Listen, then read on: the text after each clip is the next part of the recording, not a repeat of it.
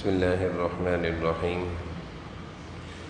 الحمد لله والصلاة والسلام على سيدنا محمد وعلى آله وأصحابه أجمعين.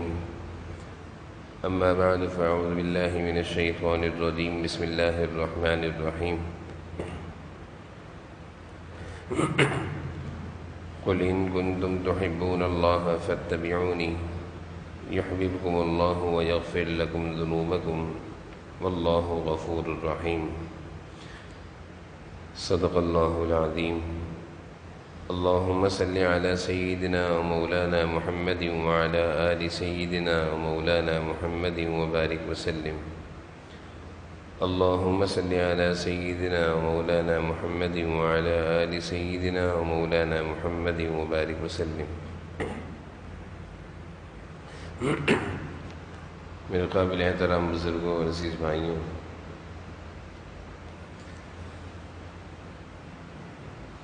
اللہ تعالیٰ نے قرآن کریم میں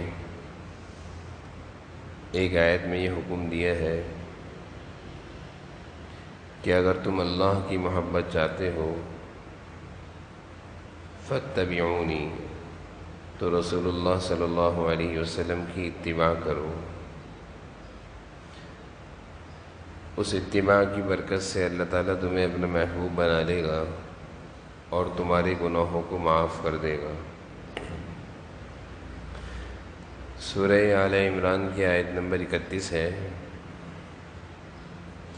اس آیت میں اللہ تعالیٰ نے ایمان والوں کو اپنا محبوب بنانے کا ایک نسخہ بیان فرمایا ہے کہ اگر ہم چاہتے ہیں کہ اللہ تعالیٰ ہمیں اپنا محبوب بنا لیں، اللہ تعالیٰ ہمارے گناہوں کو معاف فرما دیں، تو اس کا طریقہ یہ ہے کہ رسول اللہ صلی اللہ علیہ وسلم کی کامل اتباع ہو، سنتوں پر چلنے کی کوشش ہو. اتباع سنت کی برکت سے اللہ تعالیٰ ہمیں اپنا محبوب بھی بنا لیں گے اور ہمارے گناہوں کو بھی معاف فرما دیں گے.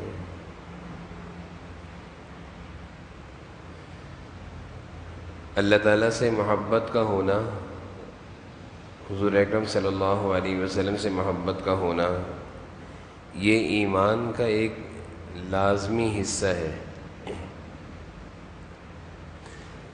جتنی زیادہ اللہ تعالیٰ سے محبت ہوگی اور جتنی زیادہ حضور اکرم صلی اللہ علیہ وسلم سے محبت ہوگی، اتنا ہی ایمان میں کمال ہوگا، ایمان میں درجہ کمال نصیب ہوگا.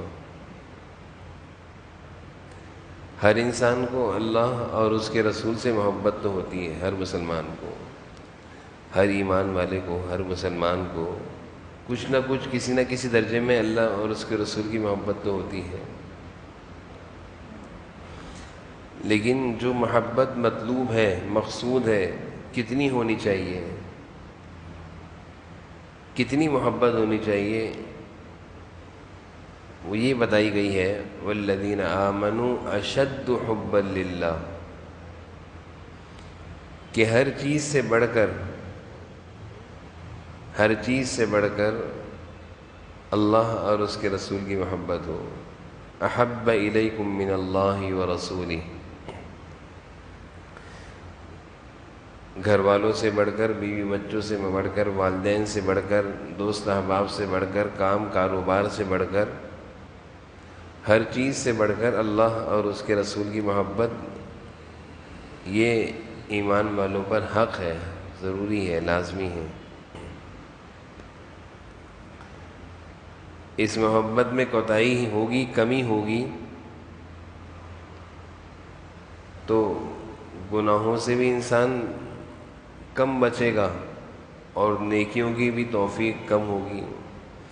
کیونکہ جتنی زیادہ محبت ہوتی ہے، جس سے بھی ہو، انسان اس کو ناراض نہیں کرتا، کوشش کرتا ہے کہ میں ناراض نہ کروں. اس کی مثال والدین ہے کہ والدین سے جتنی زیادہ محبت ہوتی ہے، اتنا زیادہ ان کا خیال کرتا ہے کہ کوئی تکلیف نہ پہنچ جائے. اپنے اساتذہ سے، اپنے بزرگوں سے، اپنے بہن بھائیوں سے، جس سے تعلق ہوتا ہے، اس کی کوشش یہ ہوتی ہے کہ میرا کوئی عمل، میری کوئی بات ان کو تکلیف نہ پہنچائے۔ یہ کیوں ہوتا ہے؟ محبت کی وجہ سے ہوتا ہے۔ یہ محبت ہے، تعلق ہے، دل کا رجحان ہے، دل کا میلان ہے، ان سے میرا دل ملتا ہے، مجھے محبت ہے، تو کوشش یہی ہوتی ہے کہ ناراض نہ کروں۔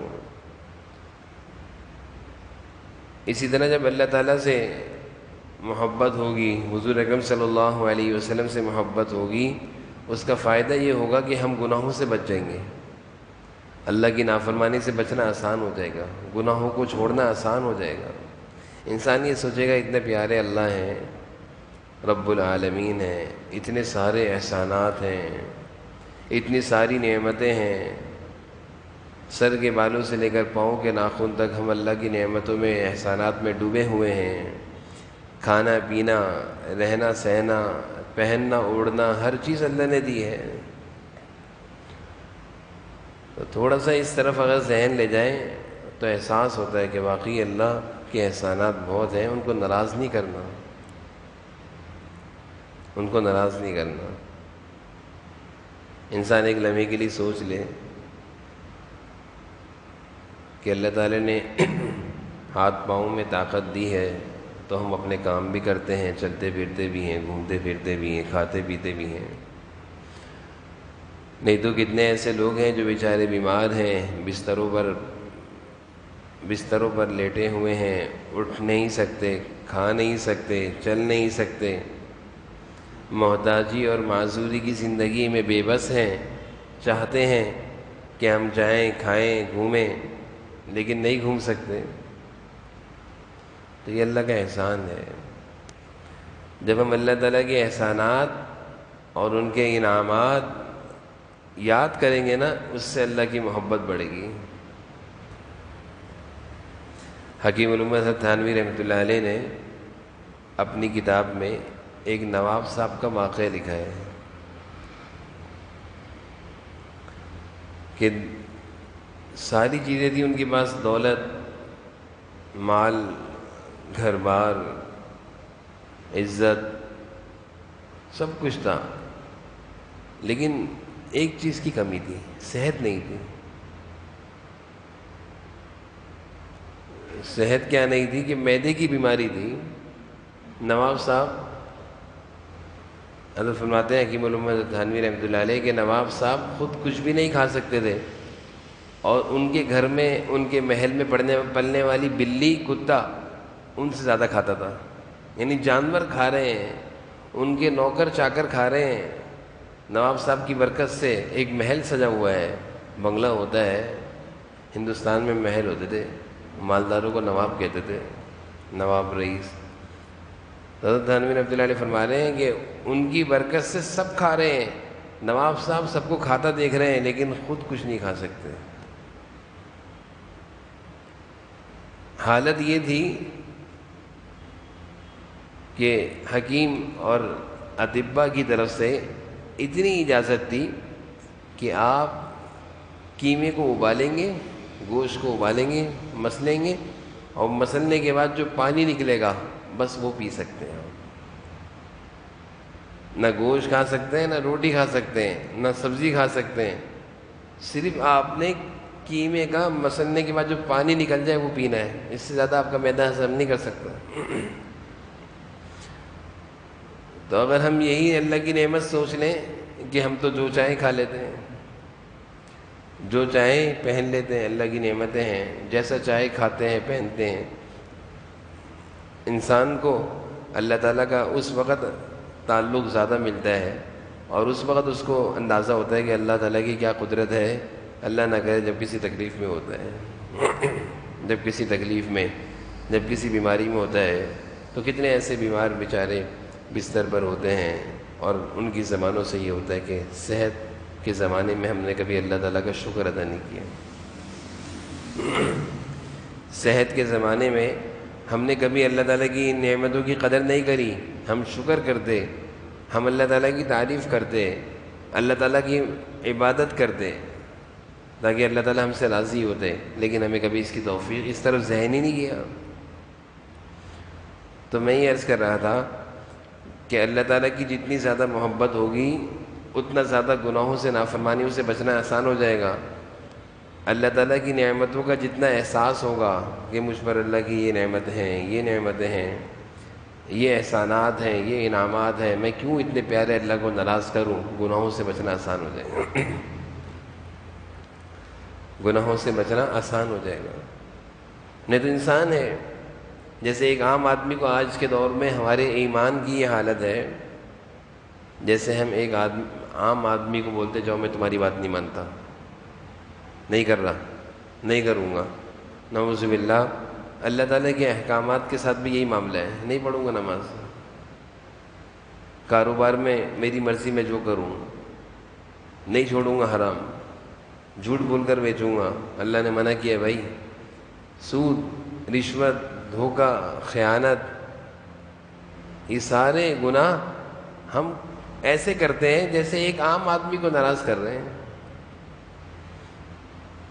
اللہ تعالیٰ کو ناراض کرنا ایمان کی کمزوری سے، اللہ کی محبت کی کمی، اللہ کی عظمت کی کمی کی وجہ سے اب ناراض کرنا بہت آسان ہو گیا، نعوذ باللہ، آسان ہو گیا ہے۔ جبکہ ایمان والوں کو تو ایک فکر ہر وقت رہتی ہے کہ اللہ ناراض نہ ہو جائے، اللہ تعالیٰ ناراض نہ ہو جائے۔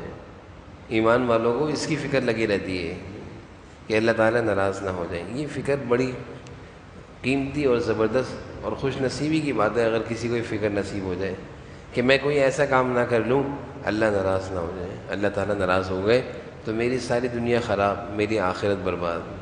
یہ یقین جس کے دل میں آ جائے اس کے لیے اللہ کی مرضی کی زندگی گزارنا بہت آسان ہو جاتا ہے، آسان ہو جاتا ہے۔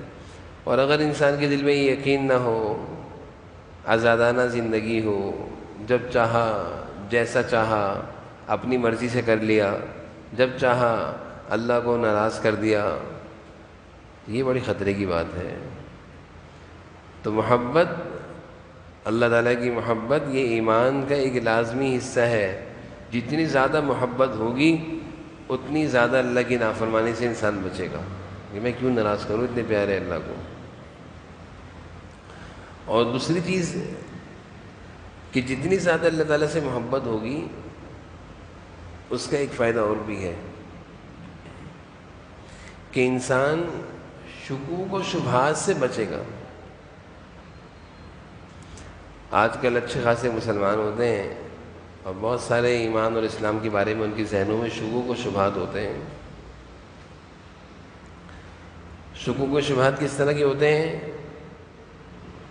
دل میں خیال آ جاتا ہے کہ ہم نے تو نعوذ باللہ جنت دیکھی نہیں ہے، شک آ گیا ایمان کے بارے میں، ایمانیات ہیں، ہم نے تو قبر کے عذاب کو دیکھا نہیں ہے،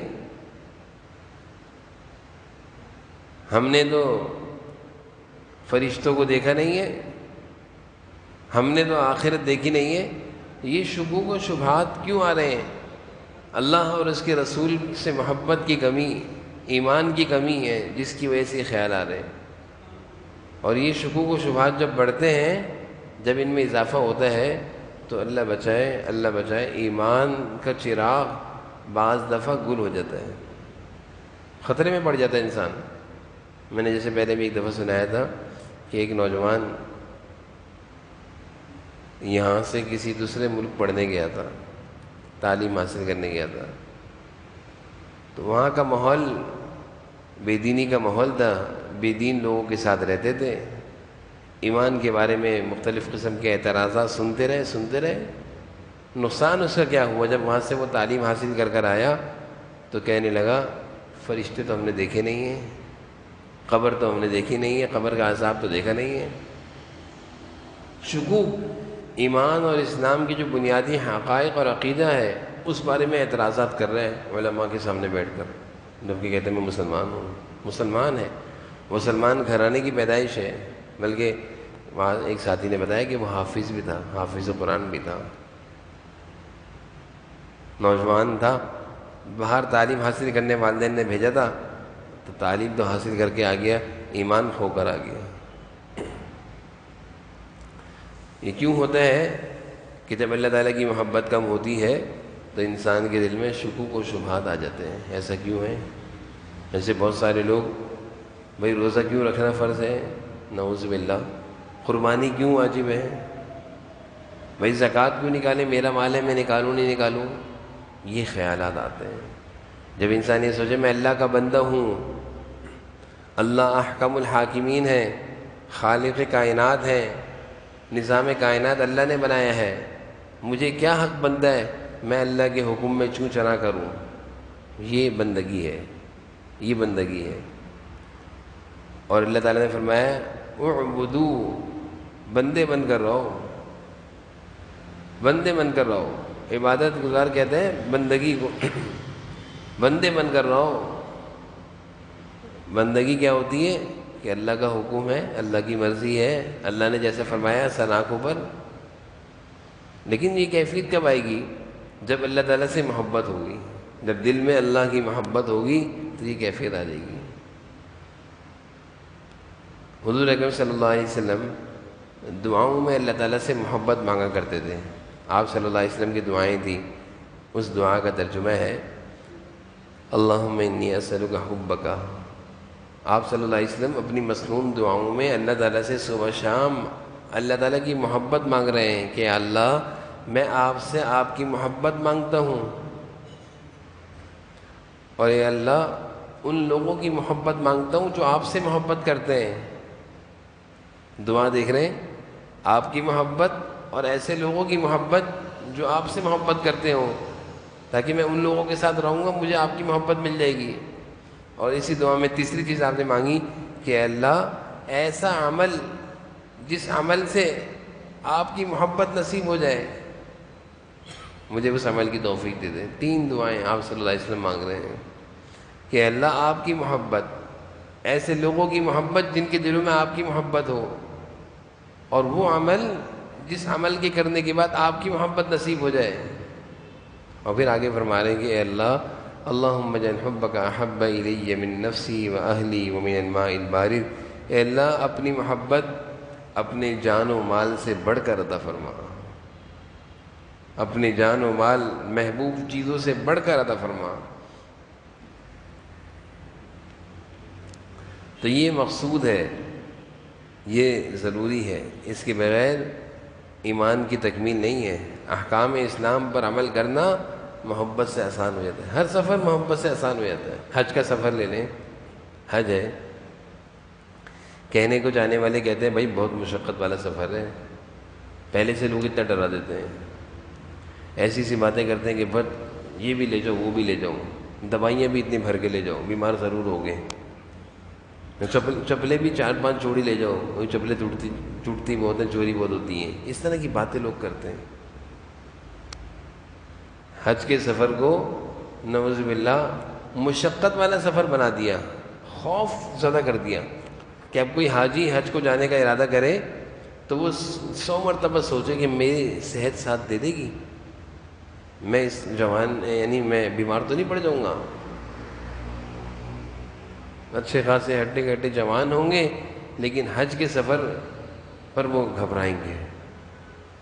اور اگر اللہ کی محبت ہو، کامل محبت ہو، تعلق ہو، تو حج کے سفر پر ایسے ضعفاء، کمزور کہ کمریں جھکی ہوئی ہیں، چلا نہیں جا رہا، جھک جھک کے چل رہے ہیں، ڈنڈا لے کر چل رہے ہیں، لیکن دوڑے چلے جا رہے ہیں، دوڑے چلے جا رہے ہیں. اللہ نے ان کے لیے اس سفر کو کیوں آسان کر دیا؟ ان کو تو مشکل نہیں لگ رہا. عمر بھی ان کی ہوگی 70 75 80 90 سال، اور حاجیوں حج ایسے کر رہے ہیں جوانوں سے تیز تیز یعنی جوانوں سے آگے بڑھ رہے ہیں. وہ محبت ہے دل میں. اور اگر دل میں محبت نہ ہو تو یہ مشکل لگتا ہے. حج تو ایک عاشقانہ عبادت ہے، یہ تو محبت کا سفر ہے کہ اللہ کی محبت میں ہم چل پڑیں. قدم قدم پر اللہ تعالیٰ نیکیاں دے رہے ہیں، گناہ معاف کر رہے ہیں، آسانیاں کر رہے ہیں، درجات بلند کر رہے ہیں. لیکن یہ کس کے لیے ہے؟ جس کے دل میں اللہ کی محبت ہو. زکوٰۃ ہے، فرض ہے، مال کی ایک مقدار پر پہنچنے پر زکوٰۃ دینی ہے. اور وہ مقدار مال کی اس سے بہت زیادہ مال ہو گیا، لیکن دے نہیں رہا. تو کیا ہوا؟ مال کی محبت غالب آ گئی، اللہ کی محبت مغلوب ہو گئی، اللہ کی محبت نیچے چلی گئی نعوذ باللہ، اور مال کی محبت بڑھ گئی۔ نقصان کیا ہوا کہ اتنا بڑا حکم اللہ کا زکوٰۃ دینے سے رک گیا کہ ابھی نہیں دے رہا میں زکوٰۃ، زکوٰۃ فرض ہے نہیں دے رہا۔ کہا جاتا ہے کہ اگر سارے صاحب نصاب وہ مسلمان جن پر زکوٰۃ فرض ہے، اگر وہ صحیح طریقے سے زکوٰۃ کی ادائیگی کر دیں تو غربت ختم ہو جائے، کوئی غریب نہ رہے، کوئی بھوکا نہ رہے۔ عمر بن عبدالعزیز رحمہ اللہ کے دور میں، حضرت عمر رضی اللہ عنہ کے دور میں یہ اس کی مثال تھی کہ حضرت عمر بن عبدالعزیز کے بیت المال کے خزانے سے ان کے دور میں خزانچی نکلا کرتا تھا مال لے کر، کیونکہ وہاں پہ زکوٰۃ بیت المال میں جمع ہوتی تھی، تو وہ خزانچی زکوٰۃ تقسیم کرنے کے لیے نکلا کرتا تھا اور لوگوں کو دروازے بجاتا تھا کہ بھائی کوئی ہے زکوٰۃ کا مستحق، بھائی کوئی ہے زکوٰۃ کا مستحق۔ کوئی بھی نہیں ہوتا تھا زکوٰۃ کا مستحق، وہ واپس لوٹ آتا تھا۔ سارا دن زکوٰۃ کے مستحقین کو تلاش کرتے تھے عمر بن عبدالعزیز کے دور میں، کتابوں میں یہ بات لکھی ہے، کوئی زکوٰۃ کا مستحق نہیں ملتا تھا۔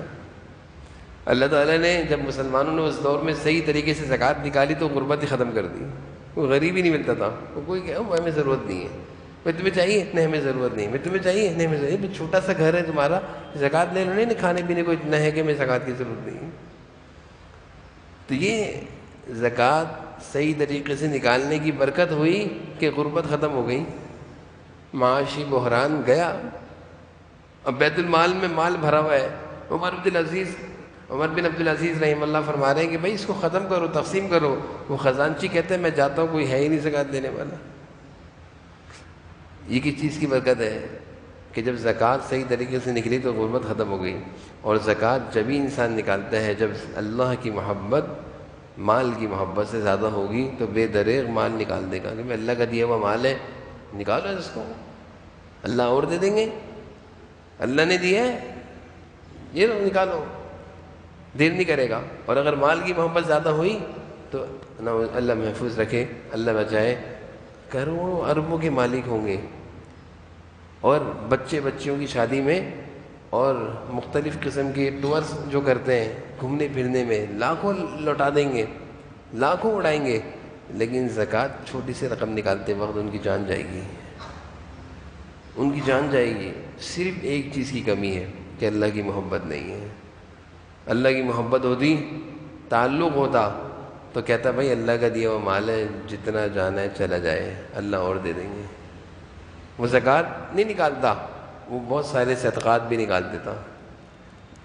تو یہاں پہ جو حضرت حکیم المدد تھانوی رحمۃ اللہ علیہ کی اس کتاب میں جو بنیادی عنوان قائم کیا ہے کہ اللہ تعالیٰ کی محبت کی برکت سے انسان گناہوں سے بچ جاتا ہے، اللہ تعالیٰ کی محبت کی برکت سے انسان شکوک و شبہات سے بچ جاتا ہے، اللہ تعالیٰ کی محبت کی برکت سے انسان احکام اسلام پر عمل کرنا آسان ہو جاتا ہے، ہر حکم پر عمل کرتا ہے، پیچھے نہیں رہتا، نہیں اللہ کا حکم ہے کیا ہوا، اللہ کا حکم ہے، ایک دم عمل کرتا ہے کہ اللہ کا حکم ہے۔ فجر میں سو رہا ہوگا، نیند آ رہی ہوگی، گہری نیند میں بستر پہ ہوگا، ایک دم سے اذان کی آواز آئے گی، اور مؤذن اللہ کا منادی ہے، مؤذن اللہ کی طرف سے بلا رہا ہوتا ہے، حی علی الصلاۃ، یہ اللہ کا پیغام دے رہا ہے، وہ خود نہیں بلا رہا، وہ اللہ کا پیغام سنا رہا ہے کہ بھائی اب اٹھو بستروں سے، اللہ تعالیٰ اپنے گھر میں بلا رہے ہیں۔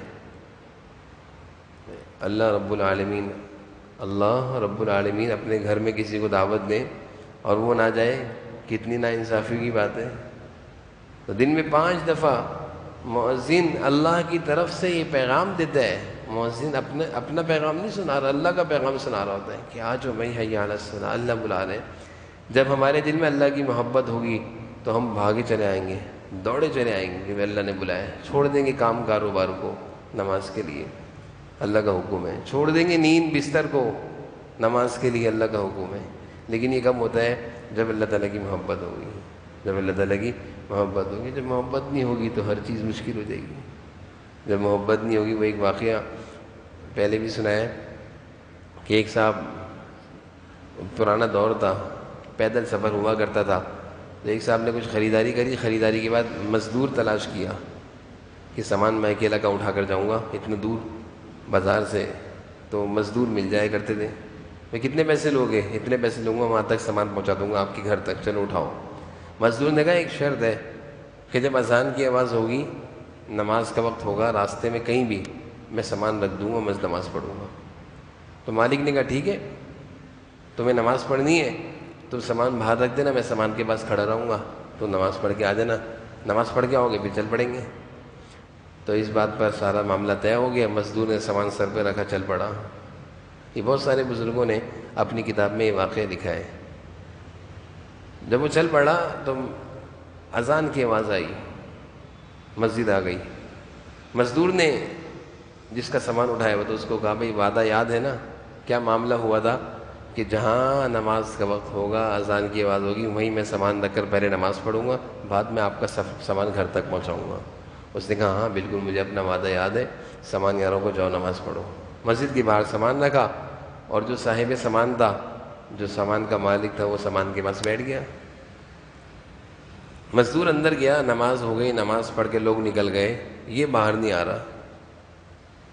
تو باہر سے اس نے آواز لگائی صاحب سامان نے کہ بھائی کدھر رہ گیا، سارے نمازی باہر آ گئے، کیوں نہیں آ رہا؟ تو بھی باہر آ جا، سب نماز ختم ہو گئی، سب چلے گئے، تو کیوں بیٹھا ہوا ہے اندر؟ تو مزدور نے اندر سے کہا کہ باہر آنے نہیں دے رہا، باہر آنے نہیں دیا جا رہا، روک لیا ہے، باہر نہیں آنے دیا جا رہا.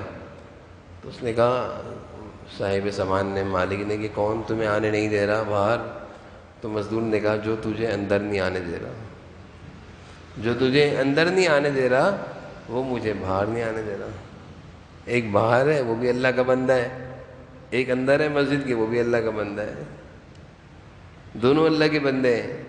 ایک پر اللہ کی محبت غالب ہے، وہ مسجد میں بیٹھا ہوا ہے، اس کا نکلنے کو دل نہیں چاہ رہا.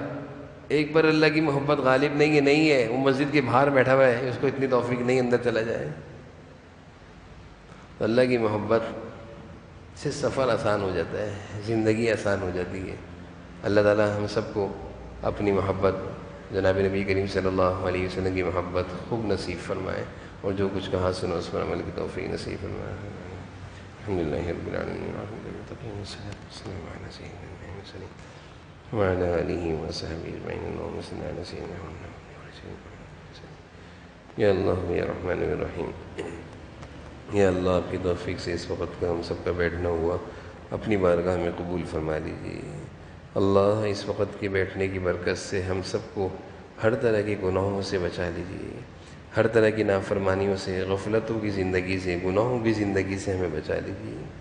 اللہ نیکیوں والی، ایمان والی، اعمال صالحہ والی، تقوی والی زندگی نصیب فرما دیجیے. اپنی محبت ہر چیز سے بڑھ کر، ہر ایک سے بڑھ کر نصیب فرما دیجیے. حضور اکرم صلی اللہ علیہ وسلم کی محبت ہر ایک سے بڑھ کر عطا فرما دیجیے. اللہ نیکیوں، نیک اعمال کی توفیق نصیب فرما دیجیے.